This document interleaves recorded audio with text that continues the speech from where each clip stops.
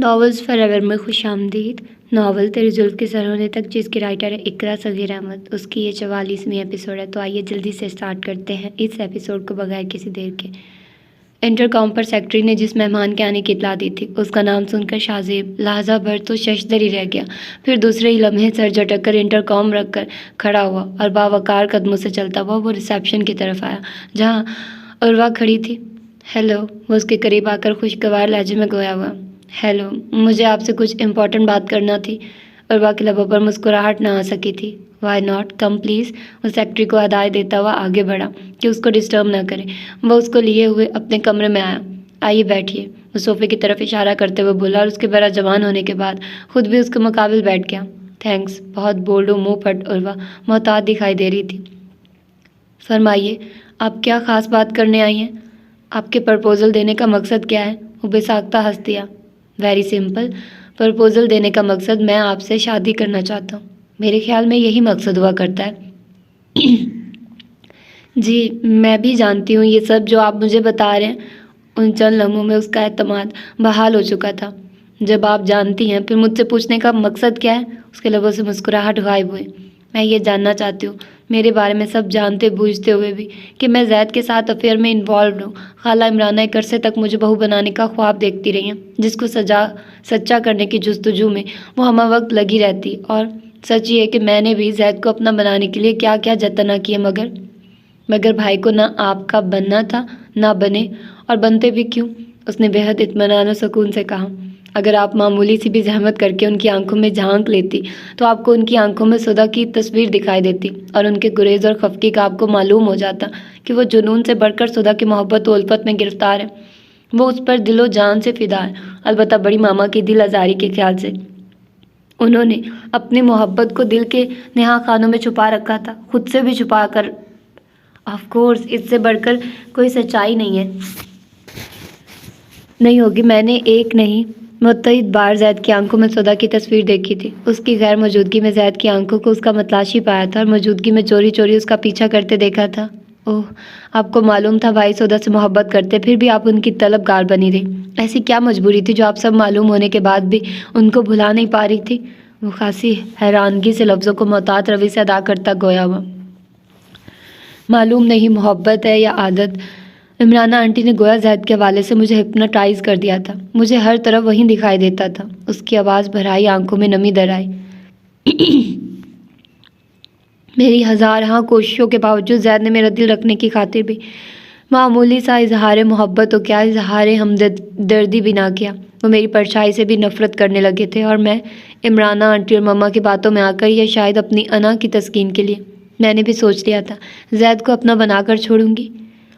I know, ये सब अना के खेल थे बड़ी मम्मा, आपकी मदर, और आप सिर्फ अपनी तस्कीन सुरखरुई के लिए एक ऐसे बंधन को बांधना चाहती थी जो सरासर ज़्यादती वो ज़बरदस्ती का बंधन होता।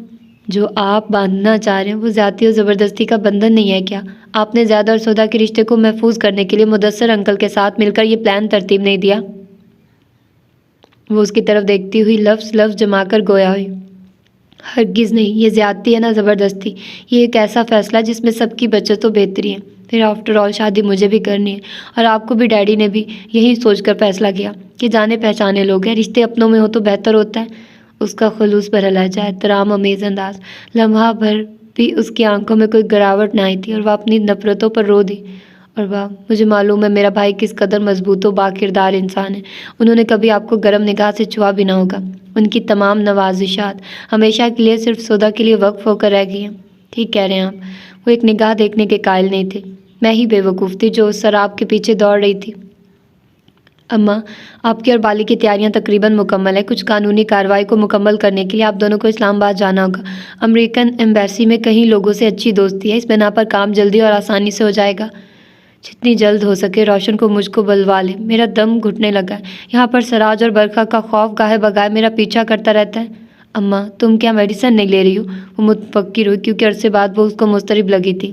अरे दवाएं तो मेरी जान को ऐसे लग गई हैं जैसे शहद को मक्खियाँ लग जाती हैं, जो जान छोड़े से नहीं छोड़ रही हैं। वो मुँह बनाकर गोया हुई। लेकिन तुम तो मुझे खासी डिस्टर्ब लग रही हो। कोई टेंशन है? इंची फिर तंग कर रही है क्या? उसका मूड अभी तक ठीक नहीं हुआ। किस तरह ठीक होगा? ना खुश रहती है, ना रहने देती है। बहुत हो गया अम्मा, इंची से मेरी बात करवाइए। उसको किसी का डर रहा है ना लिहाज, सिर्फ अपनी मनमानी करती है। इंशरा उसी वक्त कमरे में आई थी और रोशन की गुस्से से बुफरी आवाज़ सुनकर वो बाली को हटाकर सामने बैठते हुए तुन लहजे में गोया हुई।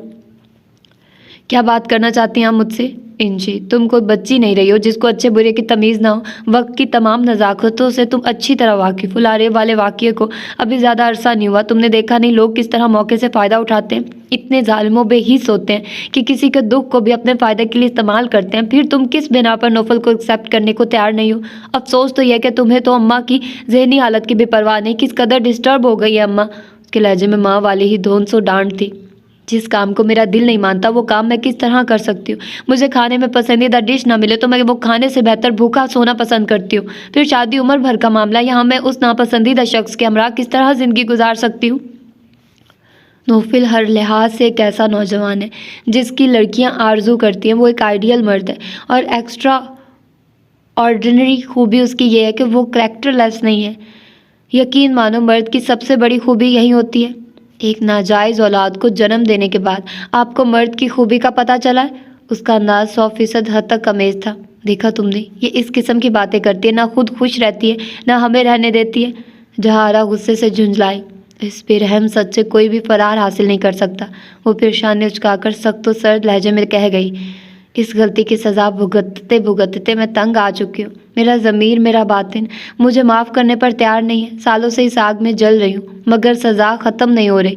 और तुम समझती हो मुझे कोई रंज नहीं, कोई पछतावा नहीं है? मैं बेसाख्ता रो दी। रोशन, मेरे बच्चे रो नहीं, मैं तो तेरे आंसू भी नहीं पूछ सकती, तो खून पानी भी नहीं दे सकती दिलासे की खातिर। जहारा का दिल भी बेटी के आंसू देखकर नम हुआ।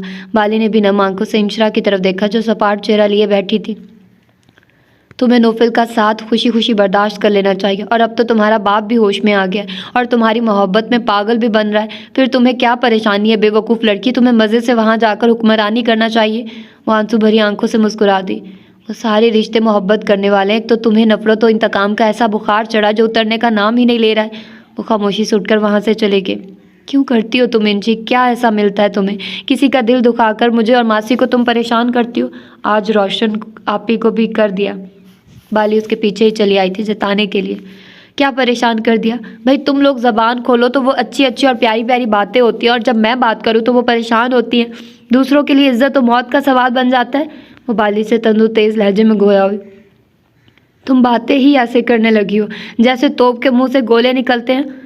प्लीज़ बाली डिस्टर्ब मत करो मुझे, मैं पहले ही परेशान हूँ। क्यों परेशान हो? ये खुद साख्ता परेशानियाँ भूल जाओ। भूलना इतना आसान हो तो बात ही क्या है? तुम पहले वाली इंची बन जाओ ना। बहुत जल्द हम लोगों के दरमियान जुदाई आने वाली है, फासले बढ़ने वाले हैं। अच्छी बातें हसीन यादें बनकर तन्हाइयों में मेले लगाया करती हैं। सुधा ने नाश्ता मायदा के साथ किया था। मायदा का रवैया उसके साथ बिल्कुल बदल गया था। वो अपनी सारी बेगानगी उकताहट भुलाकर भाई के हवाले से इज्जत और प्यार दे रही थी। रात में खाने के बाद उनमें कोई बात ना हुई थी। ज़ैद गुड नाइट कहकर चला गया था। अब मायदा इमराना के उठने के बाद वहाँ जा चुकी थी। उसकी समझ में नहीं आ रहा था वो क्या करे। इमराना के पास जाए मगर उनके तेवर बर्दाश्त करने की सकत कहाँ थी। नीचे भी जाने की हिम्मत ना थी कि किसी ने आकर कल शाम से उसका हाल अहवाल भी मालूम करना गवारा ना किया था और ये उसके लिए बड़ी तकलीफ दे सूरत हाल थी। ज़ैद भी गोया गुरेज़ो एहतियात की राह पर चलते हुए रात को उसे मायदा के कमरे में छोड़ गया था और सुबह ऑफिस भी नीचे नाश्ता करके चला गया था। सौदा से कोई रब्ता करने की कोशिश ना की थी उसकी ये एहतियात रवि। वो गुरेज़पन सौदा के लिए बाइस से सुकून इत्मीनान था। वो भी इस बदलती सूरत हाल को फेस करने की इस्तात न रखता था। इधर सौदा वक्त के उलझाव में उलझी हुई घड़ियां गिन रही थी। दूसरी तरफ नाश्ते से फरागत के बाद इमराना ने मायदा से कहा, वो महारानी तो अभी तक सो रही होंगी और महाराज आज ऑफिस गए हैं या दिल के अरमान पूरे करने की खुशी में छुट्टी मना रहे हैं। भाई अपने टाइम पर ही ऑफिस चले गए थे। वो रात को भाभी को पहले यहाँ लेकर आए थे। कई बार नॉक करने के बाद आपने दरवाज़ा नहीं खोला तो वो भाभी को मेरे रूम में छोड़कर चले गए थे। उसको माँ की बदगुमानी बिल्कुल ना भाई। वो सुधा को आपके रूम में छोड़कर चले गए थे। अमेजिंग। वो शाने अचकाकर सख्त तंजिया ज़ा नाकाबिले यकीन लहजे में बोली, रियली मम्मा ऐसा ही हुआ है। भाई ने भाभी को ज़्यादा टाइम नहीं दिया। जब डैडी भाभी को लेकर भाई के रूम में गए थे तब डैडी के जाने के बाद वो कुछ देर में ही चले गए थे। फिर बाहर से आने के बाद उन्होंने ज़्यादा टाइम रूम में नहीं गुजारा था। वो भाभी को लेकर पहले यहाँ आए और जब आप बेदार ना हुई तो वो भाभी को मेरे रूम में ले आए थे और डिनर करके चले गए थे। और तुम ये जासूसी इसलिए कर रही थी कि ये सब मुझे ब्रीफ करके अपने भाई और भाभी की साइड ले सको, है ना? जासूसी नहीं मम्मा, मैं आपको रियलिटी बता रही हूँ। रियलिटी? अभी हकीकत को तुम नहीं जानती उस लड़की की कब से हसरत से जैद के साथ मुंह काला करने की। मम्मा प्लीज़ इस तरह की बातें ना करें, वो ऐसी नहीं है ना भाई। अगर उनको यही सब करना होता तो कौन रोकने वाला था। मारे गुस्से और जोश के वो ना कहने वाली बात कह गई। अरे तुम्हें क्या मालूम इन बातों का जो हमायत ले रही हो, बता रही हो, अपनी हद में रहो, भला कोई सुने तो क्या कहेगा। वो उसको लताड़ते हुए कह गई थी। मायदा सटपटा गई। चलो मान लिया उन्होंने वक्त नहीं गुजारा तो बाद में गुजार लेंगे, और तुम्हारी बात भी दुरुस्त है, वो भी जो करें उनको रोकने वाला कौन होगा। यही सोचकर उन्होंने ये ड्रामा किया और ये सब जैद की कारस्तानी है। एक तरफ बाप का भी मान बरकरार है, दूसरी तरफ माँ की निगाहों में भी सुरखरुई हासिल रहे। हम आपकी समझ में नहीं आ रहा कि भाई ये सब आपकी खातिर कर रहे हैं। वो हर हाल में आपकी खुशी चाहते हैं, आप समझे तो सही। मेरी खुशी चाहने वाले सिर्फ और सिर्फ मेरे पेरेंट्स थे जो चले गए। अब किसी को मेरी खुशी अजीज नहीं, किसी को भी। अच्छा तुम जाकर सुधा को भेजो मेरे पास। उनके जज्बाती लबो लहजे में एकदम ही सख्ती दर आई थी। आप खुद को तनहा क्यों फील करने लगी है। ये सब जो हुआ है और हो रहा है महज आपकी खुशी की खातिर हो रहा है। हम भी आपसे उतना ही प्यार करते हैं जितना आप अपने पेरेंट्स से करती हैं। पेरेंट्स हर बच्चे का आइडियल होते हैं मम्मा। उसने आगे बढ़कर उनका गाल चूमते हुए मोहब्बत से कहा।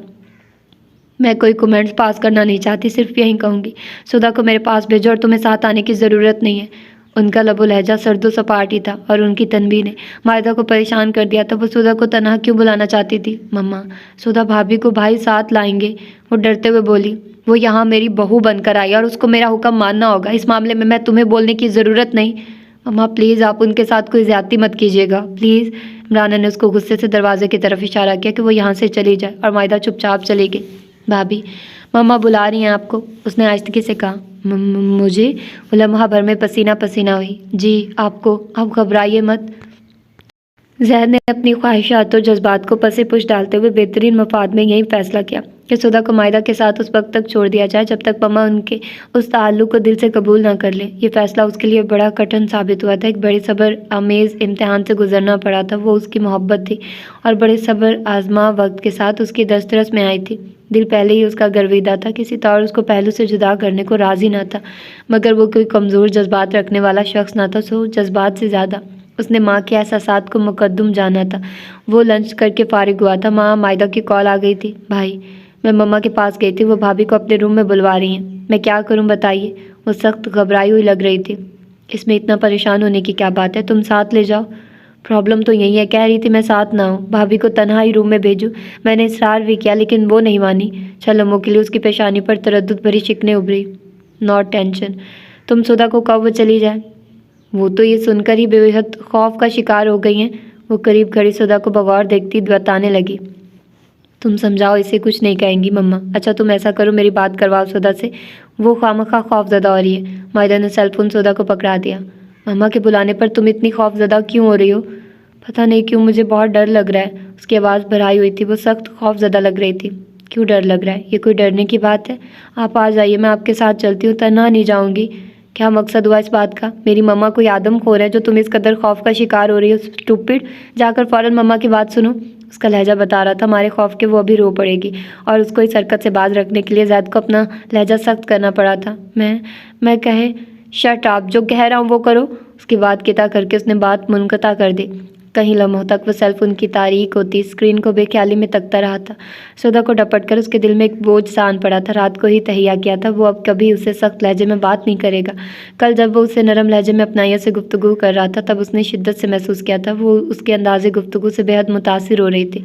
उसके हवाले से जो उसके अंदर डर व वहशत पाई जाती थी वो कदरे कम हुई थी जब उसने फ़ैसला किया था वो उससे अब नरमो प्यार से मुखातिब हुआ करेगा। लेकिन सोचें कब ख्यालों का साथ देती हैं। उसके अंदर शदीद अफसुर्दगी फैलती चली गई थी। सुधा कह रही थी वो उसके साथ जाना चाहती और ये आरजू उसकी भी थी, जिसको अमली जामा पहनाने के लिए उसने कल कहीं चक्कर भी लगाए और हर बार उनके कमरे का दरवाज़ा बंद ही मिला था। वो उसको बुला रही थी। अपनी माँ की शरपसंदी से भी वो खूब वाकिफ़ था, जिसके बाद सुधा का खौफ भी अपनी जगह दुरुस्त था। सॉरी सुधा, यहाँ मैं मजबूर हूँ। तुम्हारी हेल्प करने के लिए मैं तुम्हारे साथ जाता मम्मा के पास। तो यकीन जानो मम्मा ने यही कहना है कि मैं बीवी का गुलाम बन गया वगैरह वगैरह। गुस्से में वो बहुत ज़्यादा नाजेबा अल्फाज भी बोल सकती हैं, क्योंकि गुस्से में वो बिल्कुल आउट ऑफ कंट्रोल हो जाती हैं। वो अपनी सोचों में गुम था। माँ दरवाजे पर होने वाली दस्तक पर चौंक कर देखा तो सामने मुदस्सर साहब खड़े गहरी निगाहों से देख रहे थे। ओह डैडी आप। वो हड़बड़ाकर उठा। खैरियत तो है ना। बहुत गहरी सोच में गुम थे। क्या कुछ हुआ है। मुदस्सर साहब उससे बगल गिर होते हुए मुतफक्किर अंदाज में गोया हुए। 5 मिनट से खड़ा मैं देख रहा हूँ और तुम अपनी सोचों में इतने गुम थे, तुम्हें मेरी आमद का इल्म नहीं होगा। मुझे तो लगता है उस औरत ने कोई नया फड्डा डाल दिया, वो फसाद ही पैदा कर सकती है। जैद के दिल से आह निकल कर रह गई। उसकी माँ से ज़्यादा बाप उसके दिल के करीब था और क्या खूब अंदाज़ा था। ऐसी कोई बात नहीं है। वो भी उनके हमरा सोफे पर बैठ गया, जबकि वो सवालिया अंदाज में बोले, श्योर कोई गड़बड़ नहीं है? Of course. वो जबरन मुस्कुराया। दिल नहीं करता मानने को, लेकिन तुम्हारी बात पर यकीन करना पड़ेगा। तुम्हारी माँ का रवैया कैसा रहा? उस औरत ने हंगामा किया होगा? नहीं, वो खामोश थी, ना किसी खुशी का इजहार किया, ना गम का। वक्त की मसलिहत के तहत वो मायदा से सुनी हुई बातें दोहराने लगा। बहुत हैरत अंगेज़ बात है जो उस औरत ने चुप साध ली, वगरना वो अपनी मर्जी के खिलाफ कॉम्प्रोमाइज़ करने वाली नहीं है। शायद इस बार उसको अपने घर की फिक्र लाहक हो गई है। वो मुस्कुराते हुए कह रहे थे, आंखों में फातिहाना चमक थी। मैंने वार्न कर दिया था उसको, अगर मेरे बच्चों के दरमियान आने की कोशिश की तो मैं ताल्लुक़ ख़त्म करने में देर नहीं लगाऊंगा। शायद यही खौफ पहली बार उसके पाँव की जंजीर बन गया। ऐसा नहीं होना चाहिए डैडी। सुनने में भी ये बात समाज पर गिरा गुजर रही है। बच्चे माँ बाप को करीब लाने का ज़रिया बनते, ना कि दूर करने का। ये तसव्वुर ही मुहाल है कि आप एक दूसरे से अलहदा हो। बहुत मुअद्दिब अंदाज में उसने अपनी नागवारी का इजहार किया। ये सब मुझे भी पसंद नहीं। मुझे ऐसा ही करना होता तो मैं अपने बच्चों की खुशियों का सहारा ना लेना गवारा करता। बहुत पहले इस बंधन से छुटकारा हासिल कर चुका होता। मगर उनकी मुस्कुराहट रंजीदगी में बदलती चली गई। इमराना मेरी पहली और आखिरी मोहब्बत है। बड़े जतन के बाद उसे मैंने हासिल किया था। बहुत चाहत दी थी और आज तक मैं उन्हीं लम्हों में कैद हूँ। ये सब बातें मैं तुम्हारा और सुधा का घर आबाद करने के लिए कर रहा था। वैसे मुझे 100% उम्मीद थी। इमराना भी दिल ही दिल में मुझसे उतनी ही मोहब्बत करती जितनी मैं उससे करता हूँ, और प्रूफ मिल गया। दोस्ताना अंदाज में बेतकल्फ़ी से उससे गुफ्तगू कर रहे थे। मैं यही मालूम करने आया था तुम्हारी ज़िंदगी की शुरुआत में इमराना ने कोई मदाखलत तो नहीं की, और सच शुक्र सब ठीक हो गया। उनके तमानियत भरे अंदाज पर वो लब भींच कर रह गया। आकफा का आना था, मगर किसी अजीज़ की नासाजी तबीयत के बायस वो ना आ सकी थी। फ़ोन पर ही उसके मंगनी की मुबारकबाद दी थी और जवाबन उसका वही सर्द खुश्क रवैया देख कर उसको सदमा हुआ था। तुम ऐसा बिहेव क्यों कर रही हो इंशरा? तुम्हें तो अपनी किस्मत पर नाज करना चाहिए। कितने चाहने वाले लोग मिले और तुम नाशुक्री कर रही हो। किसी से भी तुम खुश नहीं हो। तुम मेरी दोस्त हो, तुम तो मुझे समझने की कोशिश करो। तुमसे मुझे ये उम्मीद नहीं थी कि नानी और बाली की तरह तुम भी उनकी साइड लोगी। आकफा के मुंह से भी उन लोगों की तारीफ़ें सुनकर वो सचमुच खुद को तन्हा और कमज़ोर समझने लगी थी। कोई भी उसकी तरफदारी करने वाला ना था। मैं साइड नहीं ले रही, तुम मेरी दोस्त हो, बहन हो। मैं तुम्हें नहीं चाहूँगी। तुम लॉन्ग वे पर जाओ। उसे उदास देखकर आकफा का लहजा नरम हुआ। तुम किसी पर एतबार करो या नहीं, नौफल भाई की मोहब्बत पर तुम्हें दिल से एतराफ़ करना पड़ेगा। ये सब उनकी वफ़ा व खलूस है। मैं क्या करूं, मेरा दिल उसकी तरफ माइल ही नहीं होता। मैं जितना उसके बारे में सोचती हूँ उतना उलझ जाती हूँ। उसके उलझन ज़दा लहजे से भी सब अयां हो रहा था। फजूल सोचने से बेहतर है खुद को हल्कान मत करो। अपनी तकदीर के फ़ैसले अल्लाह पर छोड़ दो। वो तुम्हारे हक़ में हर फ़ैसला बेहतरीन करेगा। आकफा ने उसको समझाया। फिर उसकी मम्मा की कॉल आ गई थी। आकफा के कहने पर ही उन्होंने कॉल की थी। फिर मजहबी हवाले से सुन्नतों की रोशनी में वो उसको समझाती चली गई। उसके जहन की बंद खिड़कियाँ किसी हद तक खुलती गई और वो किसी हद तक इस रिश्ते को मानने को तैयार हो गई थी। सारी रात को खुद को आकफा की मम्मा की बताई गई बातों के मुताबिक ढालने की कोशिश करती रही थी। दूसरे दिन उसका मूड खासा बेहतर था। बाली से भी कोई झगड़ा ना हुआ और ना ही नानी को उसकी बेजारी और उकताहट देखने को मिली थी। जरका बेगम की कॉल आ गई थी। वो उसको घर ले जाने की इजाज़त मांग रही थी। जहारा ने इजाज़त दे दी थी और इंशरा को तैयार होने का कहा तो वो परेशान होकर इस्तफसार करने लगी, आप और बाली भी चले ना, मेरे साथ? मैं अकेली नहीं जाऊंगी। रोशन कह रही थी इसी हफ्ते हमें इस्लामाबाद जाना होगा, अमेरिकन एम्बेसी इमिग्रेशन के लिए। फिर रवानगी में ज़्यादा टाइम नहीं लगेगा। इससे कबल हमें तैयारी करनी है। तुम वहाँ चली जाना, हम शॉपिंग पर चले जाएंगे। तुम्हें तन्हा ही जाना होगा। उन्होंने आपको नहीं बुलाया? बुलाया है। जरका एक अच्छी और पुरखुलूस औरत है। उन्होंने इसरार किया है हम भी तुम्हारे साथ आएँ, और मैंने सारी बात बताकर राज़ी कर लिया कि फिर किसी रोज़ आएंगे। आपको आज ही चलना चाहिए। मैं ज़रा भी कॉन्फिडेंट फील नहीं कर रही वहाँ जाने में, आप समझे ना। जहारा और बाली उसके साथ जाने पर राज़ी नहीं थी। वो यहीं चाहती थी वो यहाँ से तनहा जाकर ही एतमाद हासिल कर सकती है। जरका बेगम ड्राइवर के हमरा उसको लेने आई थी। जहारा और बाली से मुरव्वतन उन्होंने चलने का कहा था, लेकिन उन्होंने भी बड़े खलूस से माजरत कर ली थी। रॉयल ब्लू ट्राउज़र, शर्ट पर बड़ा सा दुपट्टा शानों पर डाले वो खासी घबराई से उनके साथ कार की तरफ बढ़ रही थी, जहाँ बावर्दी ड्राइवर कार का दरवाज़ा वाक़ किए खड़ा था। जरका उसे किसी कांच के नाजुक बर्तन की तरह संभाले हुए कार में आकर बैठ गई थी। करीब ही जहां आ रहा और वाली उनको हाथ में लाकर अल्लाह हाफिज कह रही थी। जवाबन जरका बेगम भी कार के गेट से बाहर निकलने तक हाथ हिलाती रही थी और वो जो खुद को हालात के दहारे पर छोड़ चुकी थी। साकित तो सामित बैठी थी, सोचों की तनाबें खींच ली गई थी। जरका बेगम ऐसे खुश थी गोया किसी रियासत के मलका को संग ले जा रही हूँ। बार बार उसके हाथ को मोहब्बत से पकड़ रही थी। कार एक वसी और अरीज आली शान महल नुमा बंगले में दाखिल हुई थी। इंशरा लम्हों के लिए मरहूब हुई थी। उसके वहमो गुमान में भी नहीं था कि वह ऐसी शाहाना ठाट बाट वाली ज़िंदगी गुजारता होगा। ये सोच लम्हों के लिए उसके जहन में उभरी, फिर उसने झटक दिया कि ये तय था वो उसके किसी अमल से मरूब ना होगी।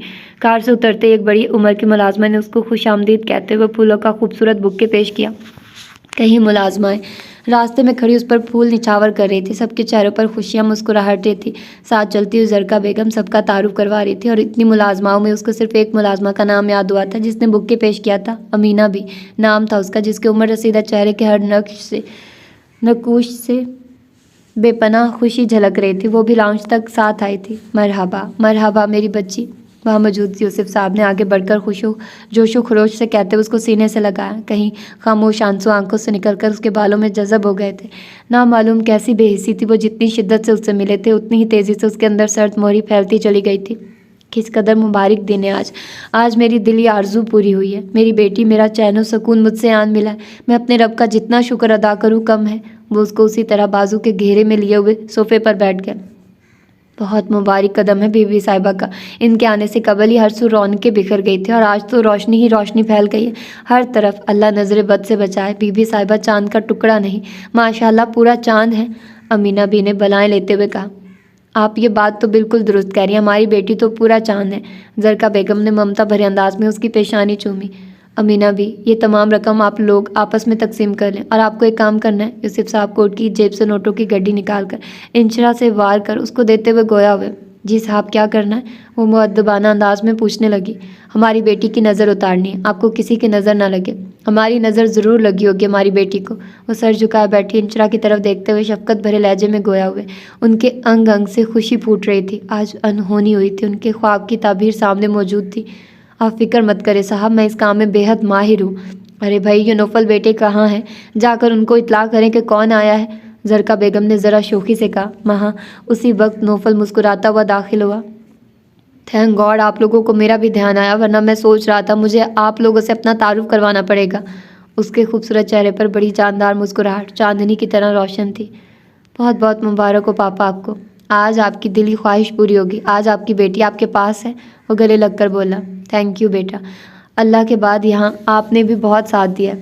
आपकी खातिर जान भी हाजिर है। वो अलहदा होकर बोला। ऐसी बातें ना करो, मेरी दुआ है लंबी उम्र पाओ, लाखों खुशियाँ पाओ। मामा, आप इनसे मेरा तारुफ नहीं करवाएंगी? यूसुफ साहब को कॉल आने के सबब वहाँ से चले गए। अब वहाँ जरका बेगम और इंशरा थी। वो उनकी तरफ बढ़ रहा था कि नखियों से गर्दन झुकाए सपाट चेहरा लिए बैठी इंशरा को देखते हुए शोखी से बोला। आज आप खुद ही तारुफ हासिल कर ले, मैं आती हूँ कुछ देर में। जरका बेगम कहती है वहाँ से चली गई। क्यूट, ये रिंग तुम्हारी उंगली में बहुत क्यूट लग रही है। वो करीब बैठकर उसका हाथ थाम कर बोला। जैद के सख्त व करख्त लहजे ने सुधा पर मजीद बदहवासी तारी कर दी थी। वो हुक्म की तामील में डरती मरती इमराना के कमरे में चली आई और सलाम करके उनके सामने खड़ी हो गई थी। इमराना ने सलाम का जवाब ना दिया, अलबत्ता कहीं लम्हों तक उसको सर तपा गहरी निगाहों से घूरती रही थी। आपने बुलाया था ममानी जान? आहिस्तगी से इस्तफसार किया। हाँ बुलाया था। अब तो बहुत खुश होगी थी। एक अरसे से मेरे बेटे को फंसाने के चक्कर में थी, अब वो हसरत भी पूरी हुई। बहुत बड़ी जादूगरनी हो तुम और तुम्हारी माँ, जो चाहती हो जादू से हासिल कर लेती हो, जीती हुई बाजी हरा देती हो। कमाल है। अगर जादू से हासिल कर लेना इतना ही आसान होता तो सबसे पहले मैं आपको अपना बनाती ममानी जान। आप मेरी बन जाती तो जैद खुद ब खुद मेरे हो जाते, क्योंकि आप जैद की जान हैं। वो दिल ही दिल में सोच कर रह गई। लेकिन कान खोल कर सुन लो, मुझ पर किसी जादू का असर नहीं करता, लिहाजा मुझ पर ऐसा कोई वार करने की गलती मत करना। और ये बात भी कान खोल कर सुन लो, मेरी अब तुम यहाँ आ गई हो, मेरी इजाज़त के बगैर तुम नीचे हरगिज़ नहीं जाओगी। जिसको मिलना होगा वो खुद तुमसे मिलने ऊपर आएगा। जी, उसने मुश्किल से सूखे होंठ वाह किए। जी क्या लगा रखी है, पूरी तरह से जवाब दो। वो उसको घूरती हुई घर आई। जी, मेरा मतलब है जैसा आप चाहेंगी वैसा ही करूँगी। ऐसा करोगी तभी यहाँ टिक पाओगी, वरना तुम्हारी चुटिया पकड़कर 2 मिनट में नीचे फेंक दूंगी। लहजा खासा तेज था। जी, जो आप कहेंगी वही करूँगी, कोई शिकायत नहीं होगी। मेरी टांगें दबाओ आकर, वो करवट लेकर लेटती हुई बोली।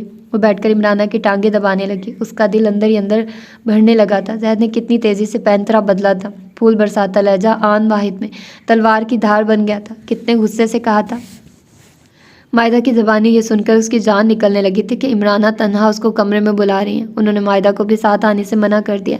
ये बात उसको बदहवास किए हुए थी। तभी मायदा ने उसको कॉल करके सूरत हाल से आगाह किया था। फिर जैद ने उससे कहा था वो जाए। आप आ जाए, मैं आपके साथ चलती हूँ, तन्हा नहीं जाऊँगी। उसने बड़े मान से उससे इल्तजा की थी। जवाबन वो धाड़ा था। क्या मकसद हुआ इस बात का? मेरी मम्मा आदमखोर है जो इतना खौफ का शिकार हो रही हो। स्टूपिड, जाकर मम्मा की बात सुनो। मैं कैसे? वो बड़ी बेदर्दी से बात किता करके बोला। शट अप, जो कह रहा हूँ वो करो। लाइन काट दी थी। कल रात लहजे के खिलने वाले गुलाब कांटे बनकर उसकी रग रग में चुभ रहे थे। दर्द की जगह खून फिर से वार्ड हो चुका था। अरे बदबख्त, तातों में बिल्कुल जान नहीं है, ज़ोर से दबा। राना की घर की उसको सोचों से बाहर खींच लाई थी। लो भाई, आज तो बिल्कुल ही हद हो गई।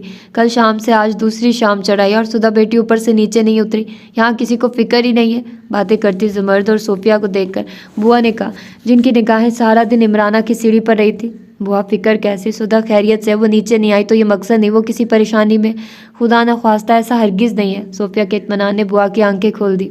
रात ही रात में तुम्हें इतना पक्का यकीन किस तरह हो गया इमराना बहू पर?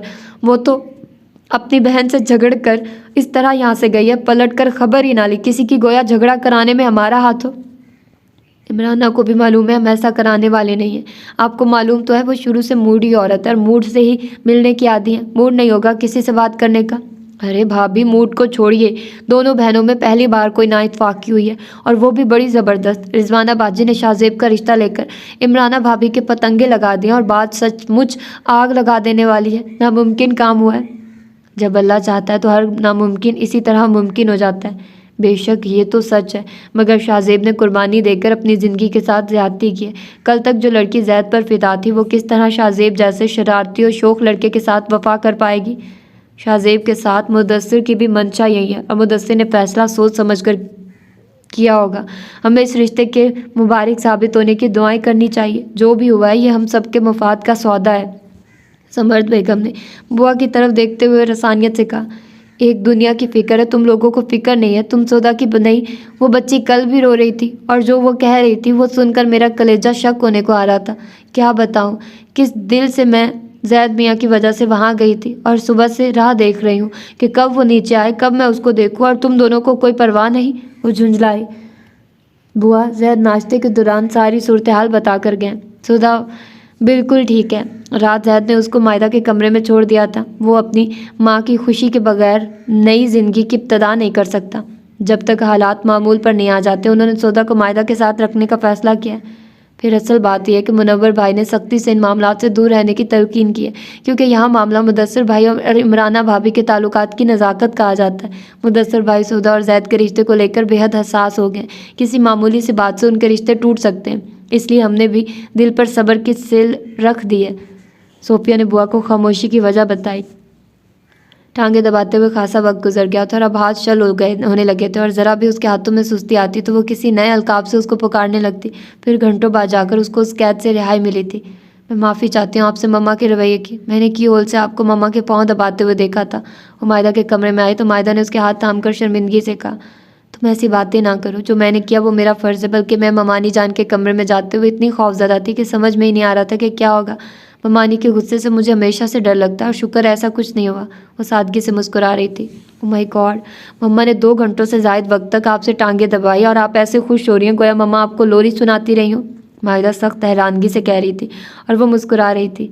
कैसी है मम्मा? मैं कल से आपका चेहरा देखने को तरस गया था। वो सीधा ऑफिस से इमराना के कमरे में आया था और उनको हशाश बशाश देकर मुसर्रत भरे लहजे में वो कहा, रियली आपको अभी भी मेरा चेहरा देखने की ख्वाहिश है? वो ड्रेसिंग टेबल के मिरर में दिखाई देते उसके अक्स से गोया हुई। रियली मम्मा, ये तो तय आपका चेहरा मेरी आखिरी सांस तक मेरे लिए सबसे अहम रहेगा। वो संजीदगी से गोया हुआ। इमराना के बालों में ब्रश करते हाथ काम से गए, मगर फिर ज़िद्दी तबीयत ऊद कर आई और लापरवाही से गोया हुई। आपकी बेगम से मेरी मुलाकात होगी और मैंने समझा दिया अगर यहाँ रहना है तो मेरे असूलों पर चलना होगा, वरना। जी आपको कोई शिकायत नहीं मिलेगी मम्मा, उसने फ़ौरन सादतमंदी से कहा। अब अपनी ज़िंदगी में ही मगन मत हो जाना। जवान बहन का भी घर बसाने की कोशिश करो। जुनैद से कहो वो अपनी दादी से शादी की बात करें, वो लोग रिश्ता करके भूल ही गए हैं। जी बेहतर मैं कल ही जुनैद से बात करता हूँ। जाइए आप माहिदा को भेजिए, मेरे पास काम है उससे। जैद सर हिलाता हुआ आगे बढ़ा। इमरान आईने में उसे देखती रही। उनके चेहरे पर सोचों की परछाएं लर्ज रही थी। जैद ने वहाँ से आकर माहिदा को इमराना के पास भेजा और ख़ुद बंद दरवाजे से टेक लगाकर मोहब्बत पाश निगाहों से सुधा को देखने लगा, जो उसके आंग पर खड़ी हो गई थी। नाराज़ हो, खफा हो गई हो मुझसे? उसने मुस्कुराते हुए पूछा और सुधा को चंद घंटे पहले गनगरज वाला उसका लहजा याद आया जो उसको परेशान कर गया था। सचमुच खफा हो गई हो? सॉरी यार, उसने आगे बढ़कर उसके शानों पर हाथ रखते हुए कहा और दूसरे लम्हे उसकी चीख कमरे में गूंज उठी थी। तो ये थी इसकी आज की एपिसोड। मिलते हैं अगली एपिसोड में। अपना ढेर सारा ख्याल रखिएगा। अल्लाह हाफिज़।